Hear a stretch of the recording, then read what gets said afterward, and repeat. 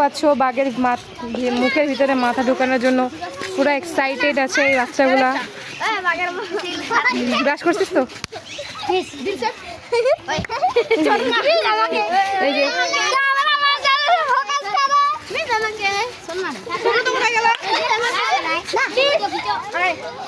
এই যে আমাদের ছেলেরা এত দৌড়াদৌড়ি করে খুব ক্লান্ত হয়ে গেছে, আর এরা তো ভিডিওতে আসার জন্য পাগল।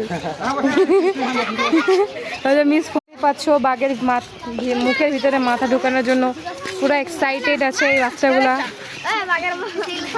ব্রাশ করছিস তো? এই যে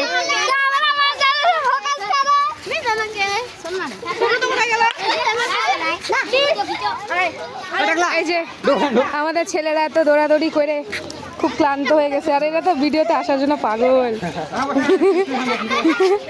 মিস